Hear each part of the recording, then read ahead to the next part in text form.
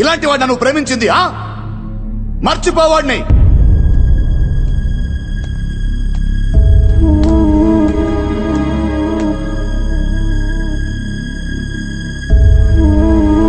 రా, మగాడివారా నువ్వు? మగాడివా? నీ మగతనం చూపించడానికి నా ఊరే దొరికిందా నీకు?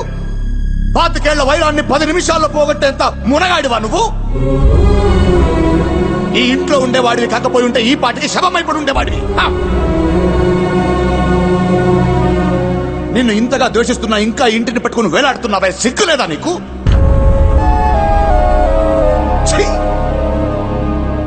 ఏదో 4 కోతి వేషాలేసి 4 మాయ మాటలు చెప్తే దానికి నచ్చేసుంటావు. కానీ ఇంటికి కాబోయే అల్లుడు అవ్వాలంటే దానికి మాత్రమే నచ్చితే సరిపోదు. ఆయనకి నచ్చాలి, వాడికి నచ్చాలి, దానికి నచ్చాలి, నాకు నచ్చాలి, ఈ ఊరికి నచ్చాలి. కానీ నువ్వు ఎవ్వరికి నచ్చలేదు, ఎవ్వరికి నచ్చలేదు. ఎరా, నువ్వు లేకపోతే అది బ్రతకలేదనుకుంటున్నావా? నువ్వు ఇక్కడి నుంచి వెళ్ళిన 4 రోజుల్లో ఈ ఇంటి ఆప్యాయతల మధ్య నువ్వు ఎవడన్నది కూడా గుర్తుండదు తనకి. విను, ఇన్నేళ్లు ఈ ఇంటికి ఊరికి పెద్దగా ఉన్నాను. ఈ ఇంటికి కాబోయే అల్లుడు ఆ పెద్దరికం కాపాడే వారసుడై ఉండాలి గాని నీలాంటి అలగావాడు కాకుండా.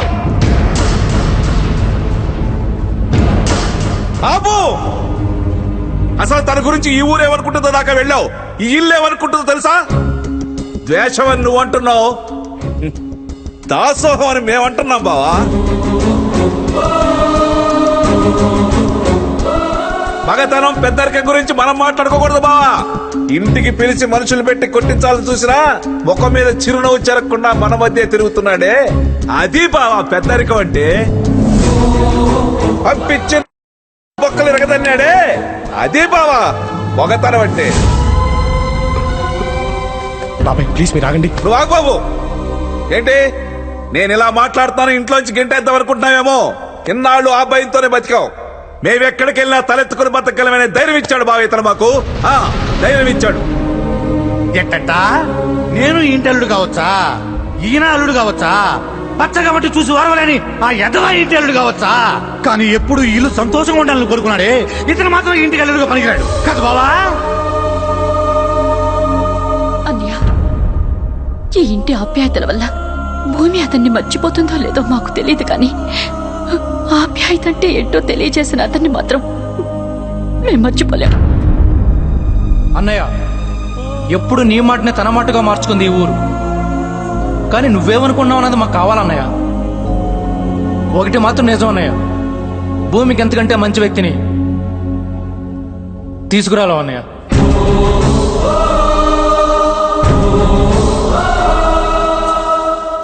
సార్ మీరు ఇవన్నీ పట్టించుకోకండి. మీరన్నట్టు ఏదో నా కోతి వేషాలు చూసి వీళ్ళలో మాట్లాడు. ఇన్నేళ్లు వీడు నన్ను గౌరవంగా చూస్తుంటే అది నా మీదున్న ప్రేమ వల్ల ఇష్టం వల్ల అనుకున్నాను. కానీ అది నా మీదున్న భయం వల్ల అని తెలిసేటట్టు చేసావు కదా సార్.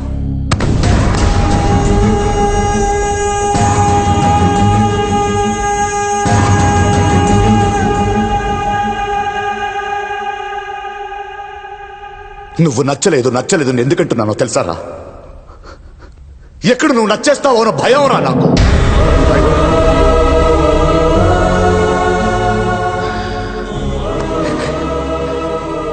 చిన్నప్పుడే ప్రేమించే నాన్నను దూరం చేసుకుంటున్నాను. పెళ్ళైన 2 ఏళ్లకి నా జీవితం అనుకున్న నా భార్య నాకు దూరం అయ్యింది. ఆ తర్వాత ఇదేరా నా ప్రాణం, ఇదే నా లోకం. కానీ ఇప్పటివరకు తను చెప్పలేదు. ఎందుకో తెలియదు, ఇలా అయిపోయాను అంతే. ప్రేమతో మాట్లాడడం మర్చిపోయాను రా. నా తోడపుట్టిన చెల్లెళ్ళను దూరం పంపించలేక ఇంట్లో పెట్టుకున్నాను రా. అలాంటిది నా కూతురు ఎవడినో ప్రేమించిందని తెలిసాక ఎక్కడ నా నుంచి దూరం అయిపోతుందో అన్న ఆలోచన రా నాది. అక్క కొడుకిస్తే నా కూతురు నా కళ్ళ ముందే ఉంటుందన్న స్వార్థం రా నాది. అందుకే నిన్ను పిలిపించాను. ఎలాగైనా సరే తన జీవితం నుంచి నేను దూరం చేయాలనుకున్నాను రా. వీళ్ళందరినీ అడ్డం పెట్టుకుని నేను గెలవాలనుకున్నాను రా. నువ్వే గెలిచావు సార్ ఓడిపోయాను రా. ఓడిపోయాను.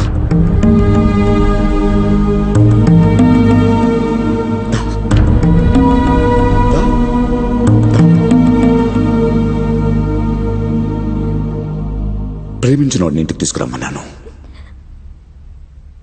ప్రేమనే తెచ్చావు.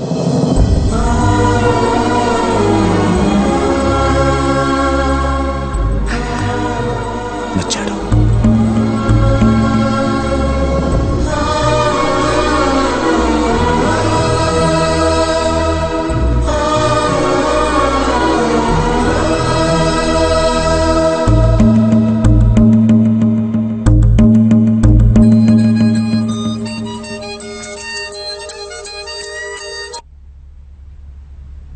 ఇందు, Krish, I love you.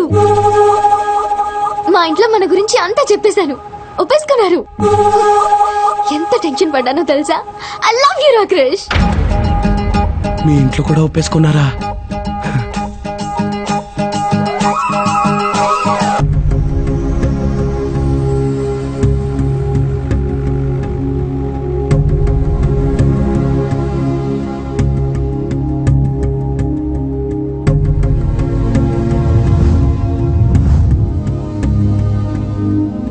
Krish, నువ్వు వెళ్ళిపో. ఏదైతే జరగకూడదనుకున్నామో అదే జరిగింది. మా నాన్నకు నువ్వు నచ్చేసావు. మా నాన్న ఒక్కసారైనా నాతో ప్రేమగా మాట్లాడకపోతారా అని ఎదురు చూసేదాన్ని. ఆయనకు నేనే ప్రాణం అని తెలిసేలా చేశావు. అది చాలు క్రిష్. నువ్వు ఇంకా ఇక్కడే ఉంటూ ఇబ్బంది పడ్డం నాకు ఇష్టం లేదు. వెళ్ళిపో. ఇప్పుడు నేను ఇక్కడి నుంచి వెళ్ళిపోయాను అనుకో, మీ నాన్న దృష్టిలో మోసగాళ్ళ మిగిలిపోతాను. ఈ రోజు కాకపోయినా రేపైనా జరిగేది అది. అయినా అదో పెద్ద ప్రాబ్లం కాదు. కానీ నా మీద ఏ నమ్మకంతో అయితే మీ వాళ్ళందరూ మీ నాన్న ముందు తలెత్తుకొని మాట్లాడారో, ఆ నమ్మకమే అబద్ధం తెలిస్తే జీవితాంతం మీరందరూ మీ నాన్న ముందు తలెత్తించుకోవాల్సి వస్తుంది. ఈ ప్రాబ్లం అంతా నేను మీ నాన్నకు నచ్చడం వల్లే. ఆయనకే నిజం చెప్పేద్దాం. నాన్నకా? జరిగిందంతా ఆయనకు చెప్తే ఇప్పుడు ఆయన అర్థం చేసుకుంటారన్న చిన్న నమ్మకం నాకుంది. కదా,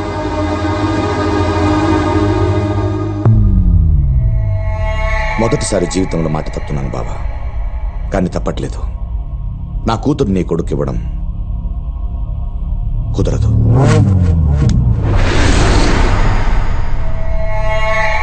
అక్క చచ్చిపోయిందని చెప్పి అక్కకిచ్చిన మాట కూడా చంపేస్తావా బా?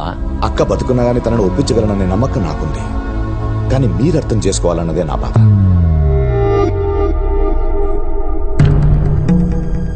భూమి సంతోషం కృష్ణ తెలిసా కూడా దాన్ని మీ కొడుకిస్తే అది సంతోషంగా ఉండదు బావా.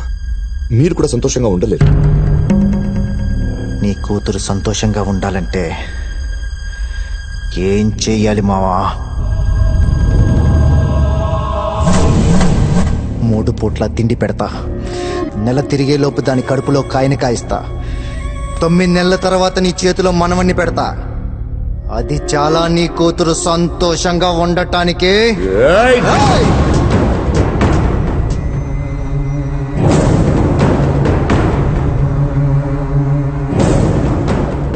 ఇన్ని రోజులు నీకు గౌరవం ఇచ్చింది నీ మీద మర్యాదతో కాదు, దాని మీద ఆశతో. మగాణ్ణని అనిపించినప్పటి నుంచి అది నా సొంతం అనుకున్నాను. ఇప్పుడు కుదరదంటే ఊరుకోనుంటానికి నేనేమన్నా అటు ఇటు కానివాణ్ణి అనుకున్నావా?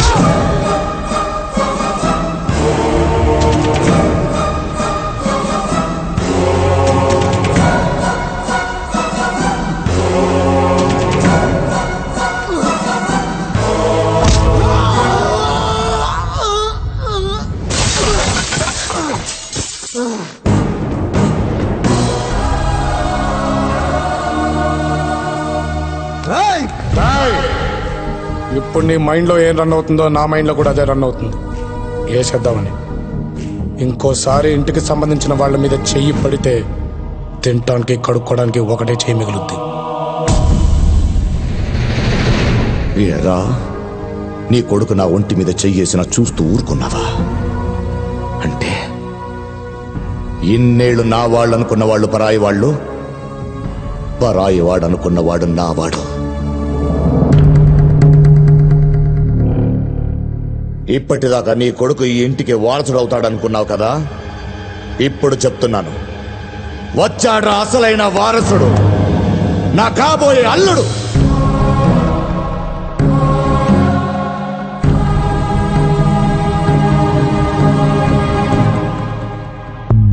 ఎవరినో నమ్మి మా బంధుత్వాన్ని వదులుకుంటున్నావు కదూ. అరచి నిన్ను నమ్మి రక్త సంబంధాన్ని నా తమ్ముడిని వదులుకున్నాడ్రా. కానీ ఈ నమ్మకం జీవితంలో ఏం వదులుకున్నానో చెప్పిందిరా. వెళ్తున్నాను రా వాడింటికి, వెళ్తున్నాను నా తమ్ముడి దగ్గరికి, తెచ్చుకుంటాను రా వాడి ఇంటికి. రేయ్ తీయండి రా బండి, రానా